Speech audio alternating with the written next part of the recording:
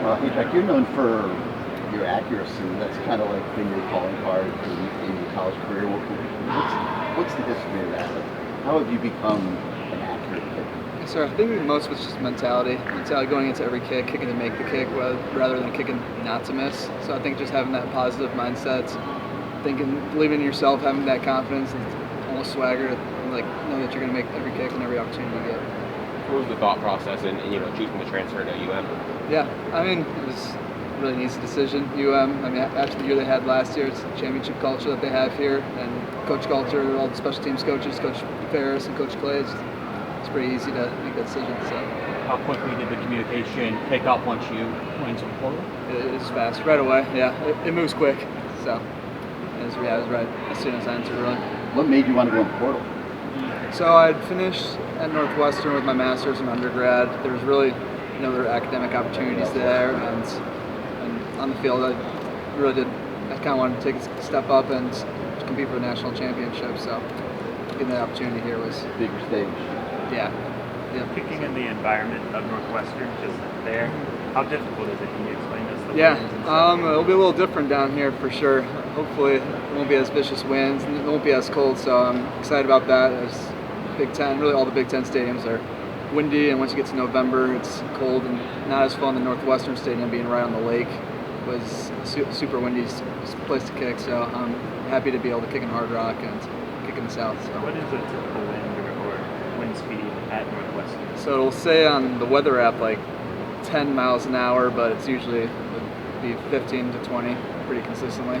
So, but it was usually always coming right off the lake, so it was always a crosswind or something. What's your range? How far back do you feel comfortable?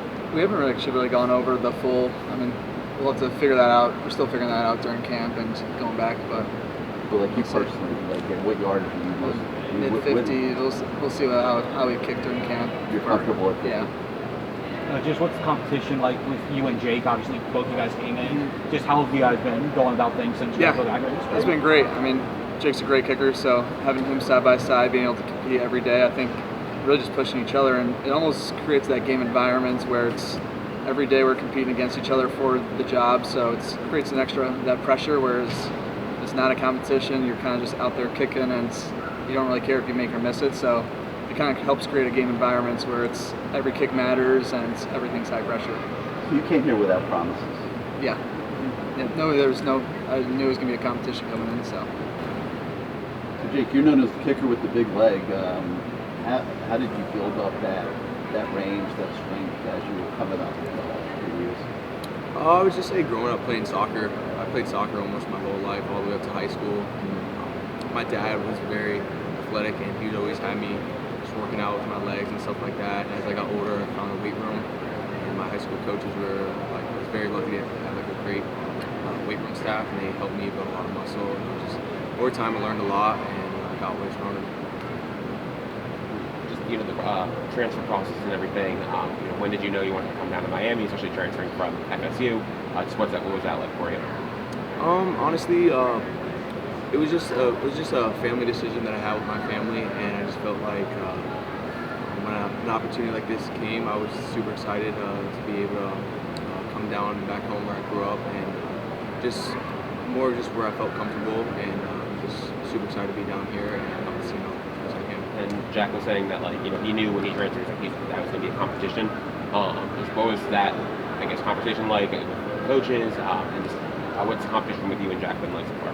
Yeah, we just push each other every day. I mean, at the end of the day, it's what's to help our team the best, and coach will put the best players out there, and our goal is just to push each other each day and just help his team, because at the end of the day, we just want to be 1-0 and everything. And I think this fall camp has been great for us, and we just been learning off each other and just helping our team out the best we can. The competition is making you better? Yeah, I mean, he's older than me, and we just every kicker, I feel like we were together, you learn stuff that you didn't know, and we just pick each other's brains and just learn a lot of stuff off each other. What's something that you have learned that maybe you didn't know? Sort of. I feel like when he was at Northwestern, it's just a lot windier games. Like we just talked about like in windier situations and just stuff like that, and just experiences, tougher games and just stuff like that. And, yeah, I just think just experiences mostly. What's the longest kick you've ever made, like in practice or just on your own? I'd say the longest field goal I hit was 72, and I kind of just shut it down after that. I knew I probably could hit a little bit further, but I was like, you know what, like it's good for me for today. Where was that again in practice? Was that like training at home or started training, on the field by yourself? Like, when was that? So this actually this offseason, maybe like 4 weeks ago, I went up to Tennessee and I hit a 72 yarder. So that was where it was at. I was like, all right, I'm good. It's good for today. Did you immediately text like Coach Cristobal or someone say, hey, 72 yards, got it? No, I was kind of just like, I was actually like getting back in the car because we had to get back on the field later. But no, I was really just out there with a bunch of guys. We were just hitting, just having some fun. So. On kickoffs, how much pride have you taken sending it through the end zone? I think kickoffs nowadays are a huge part of the college football, and I think being able to do that helps the team out a lot. Eliminates the return game, and I just feel like being able to do that for the team is super important. I feel like I take pride in that in everything I do, whether it's field goals, kickoffs, or points. I think it's all the same. You got to attack it the same way. What does training camp mean for the punter? It's pretty good. I don't know. I'm the same as everyone, just every day, just trying to get better at my role in the team. So it might only be a small part, but I just try to do my best at it. You guys had the play in the national championship game that went haywire. What kind of adjustments have you had to make after that occurrence to get ready for this year? I think like that play could have happened at any time. So it's just one play, just kind of forget about it. And that was last season. So I'm more focused on training camp and the 2026 season. So How hard is it to put that behind you? It's obviously a big play that sure stands out to you. Like, how do you move on from that? yeah, I mean, it's tough, like a few sleepless nights, but at the end of the day, like football's football, like stuff's going to happen, so can't get too tied up into it, like the outcomes and stuff like that. So yeah, that's my way of kind of going about it. You mentioned getting better. How have you gotten better since you got here 3 years ago?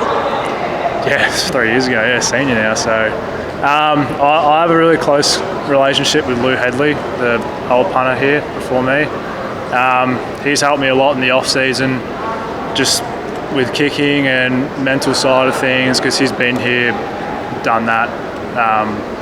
So yeah, just working really close with him has helped me a lot. And obviously we see Malachi Tony do crazy things all over the field. You kind of underrated as a punt returner. What's it like? You see him line up downfield and you punt to him. You don't have to say how opposing punters should punt to him, but what are you thinking when he's lining up against you? Yeah, it's pretty scary. He's good, he's shifty, but I do my best at training to take him out of it, but it's pretty hard when he's down there. He does a lot, so. There's always a attention to detail and focus with special teams with all the team, right? So I'm not implying there wasn't this last year, but after what happened in that national championship game, do you sense that there's more of an intensity to special teams this offseason in general? Yeah, I think there was always special teams is very important, and we've never shied away from making it really important. At the end of the day, plays just like that happen, so you can't really go hell for leather after that kind of stuff happens, I guess, you know what I mean? So it's just still the same focus, just trying to get better, do your job, and just getting better like that. Does it force you to alter your steps or anything like that, or not really? Doesn't really impact anything? Nah, not really, no. So I guess just from your perspective, how's training camp going for the first week and a half? It's amazing, man. It's textbook. I mean, I've been training camp. It's my 5th one so far, so just get better every day. 1-0 every snap. It's going to sound very simple. So, what goes into being a bump snapper? Okay, fair enough. Because people, I know. No, I mean, again, a lot of people don't know what the Yeah. position really entails. So. Absolutely. So I trained with a guy up in Wisconsin called Special Teams Dude Stellar, and I put in a lot of drill work every single day before practice. And me and Vance, the new long snapper, came in as a freshman. He trains with the same guys, so we speak the same language. So him and I are battling each other. We try to get each other better. We try to compete as much as possible. And it's really just focus on every snap. You can't look ahead at other snaps. Focus on the next snap, the next snap, the next snap. How that goldfish memory, 10-second memory. Good snap. All right, good. Next one. Something like that. Fake kick. How has the operation been? Are you pleased so far in camp with how it's been? Yeah, these kickers are amazing. I mean, all three of them, Will Rocha, Jack, and Jake, they're incredible kickers. I'm just really looking forward to starting the season. Just how long would it take to really sort of build the chemistry, sort of figure out what they like in order to make sure the execution's on point? Thankfully, we've had both these guys since spring, and Rocha since last year when I transferred. So I've been able to work with them, especially all throughout summer, all throughout spring. So we've really refined that operation all the way.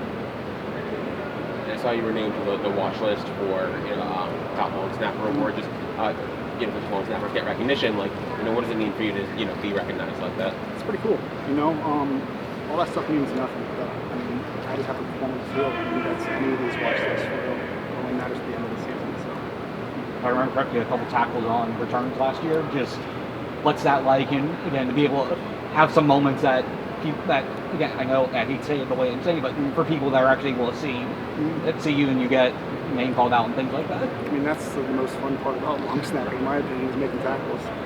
So if I can make a difference on the field in that regard, make a tackle and hit them from 5, I'm gonna try to do that. I was pretty hyped after that one tackle in Louisville. We saw that clip. That was funny.